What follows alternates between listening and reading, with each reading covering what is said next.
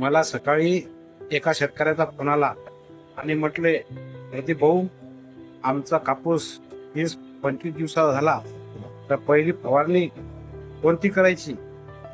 तर मी म्हटलं, "बुवा, आता सध्या पडते मावा, तुडतुडे, फुरकिडे या नावाचे कीड पडतात म्हणून. त्यासाठी कीटकनाशक म्हणून तुम्ही प्रोपेनोफॉस, सायपरमेथ्रिन आणि एक शेंडे आळी असते, तर ती त्यासाठी म्हणलं इमिडाक्लोप्रिड नावाचा घटक हे फवारा म्हणतो.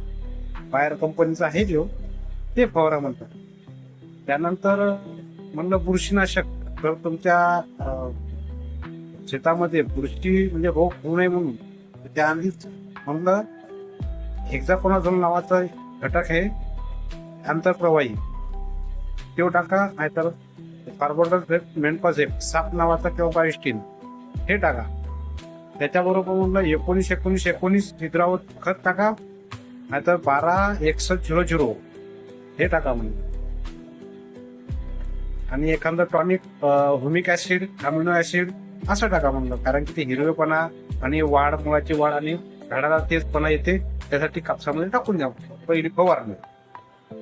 तर दुसरी फवारणी करायची असेल तर म्हणलं लगेच फोन लावा.